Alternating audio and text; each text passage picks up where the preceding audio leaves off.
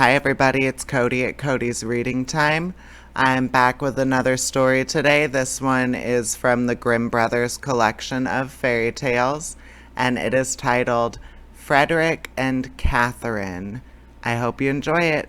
Welcome to the Reading Time family. Here we go. There once was a man named Frederick. He had a wife whose name was Catherine, and they had not long been married. One day, Frederick said, "Kate, I'm going to go work in the fields. When I come back, I shall be hungry, so let me have something nice cooked and a good draught of ale." "Very well," she said. "It shall all be ready." When dinner time drew nigh, Catherine took a nice steak, which was all the meat she had, and put it on the fire to fry. The steak soon began to look brown and to crackle in the pan, and Catherine stood by with a fork and turned it. Then she said to herself, "The steak is almost ready. I may as well go to the cellar for the ale." So she left the pan on the fire and took a large jug and went into the cellar and tapped the ale cask. The beer ran into the jug, and Catherine stood looking on. At last it popped into her head, "The dog is not shut up. He may be running away with the steak." That's well thought of.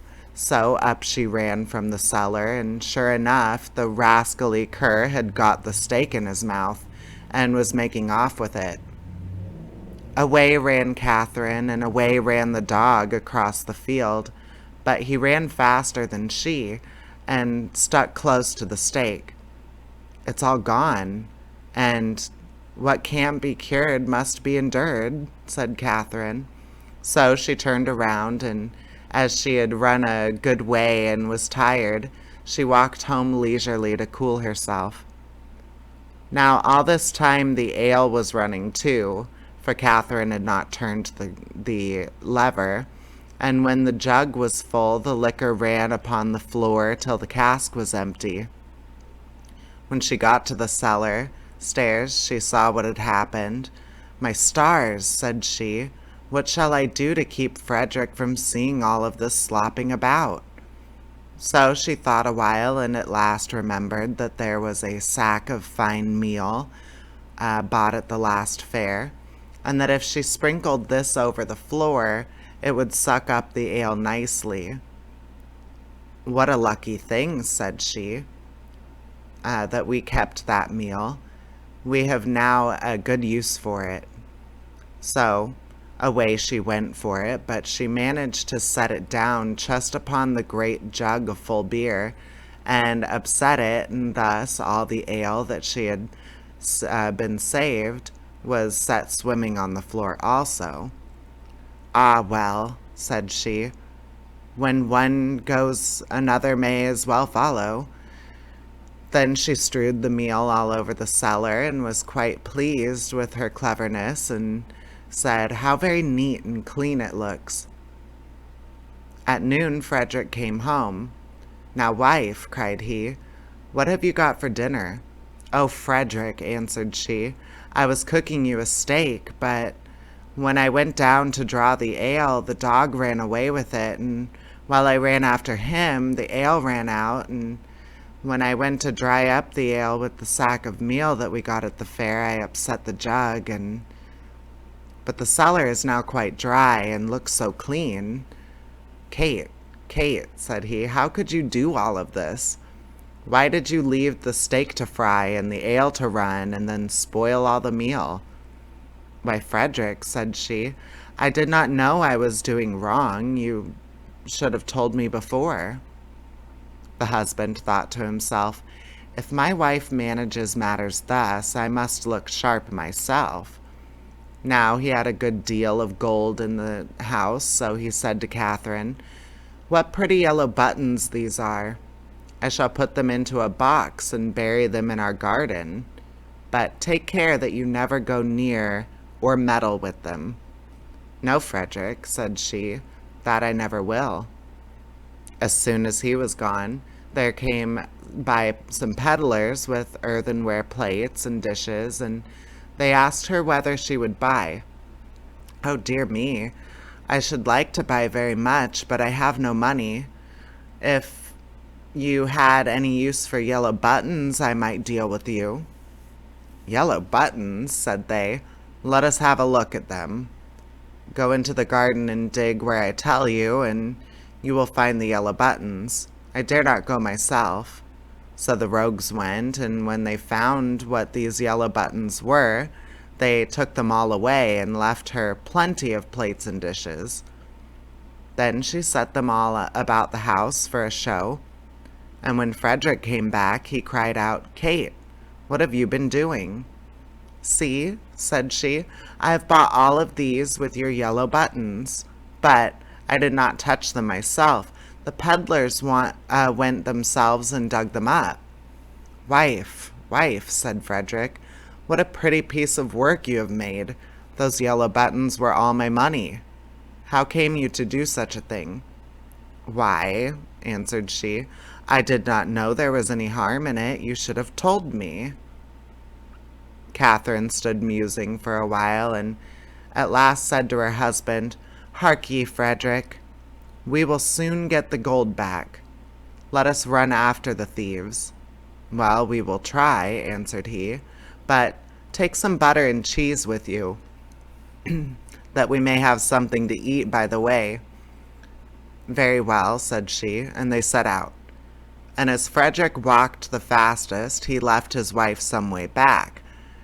"It does not matter," thought she. "When we turn back, I shall be much nearer home than he." Presently, she came to the top of a hill, down the side of which there was a road so narrow that the cart wheels always chafed the trees on each side as they passed. "Ah, see now," said she, "how they have bruised and wounded those poor trees. They will never get well." So she took pity on them and made use of the butter to grease them all, so that the wheels might not hurt them so much. While she was doing this kind office, one of her cheeses fell out of the basket and rolled down the hill. Catherine looked, but could not see where it had gone, so she said, "Well, I suppose the other will go the same way and find you.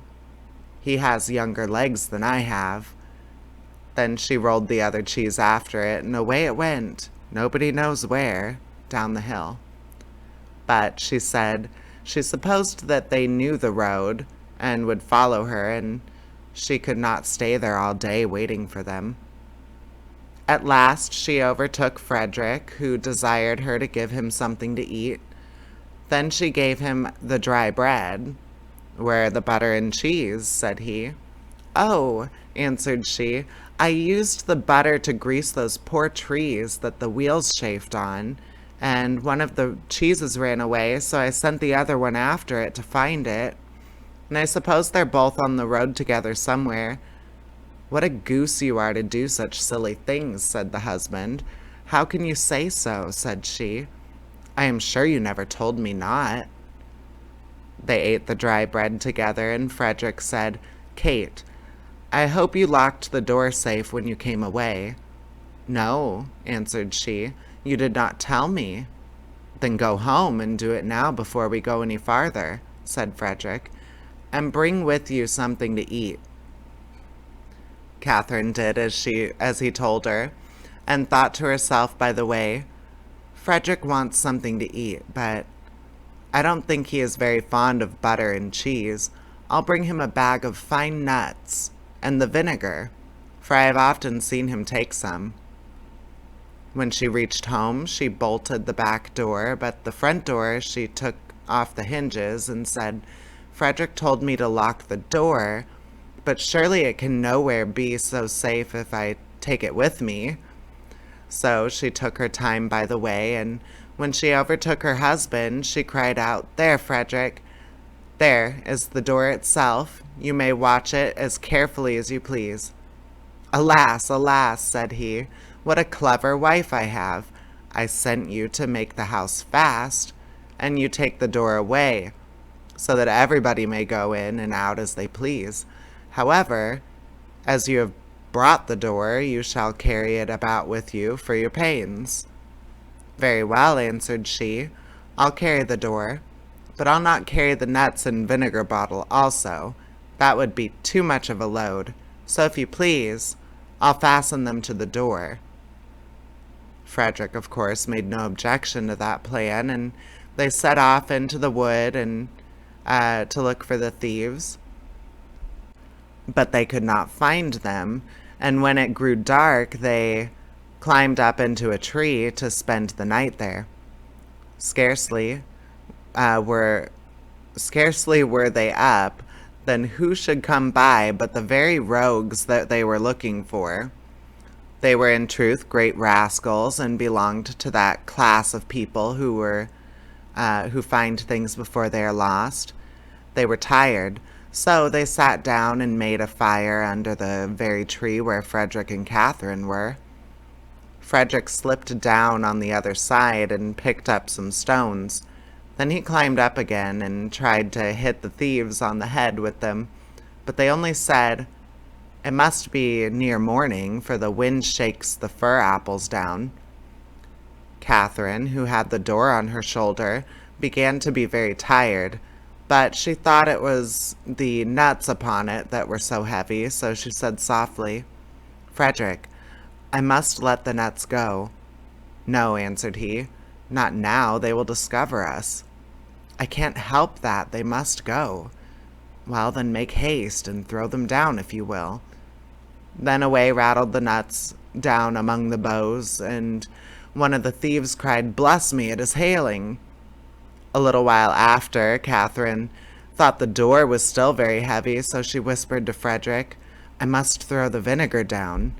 "Pray don't," answered he. It will discover us."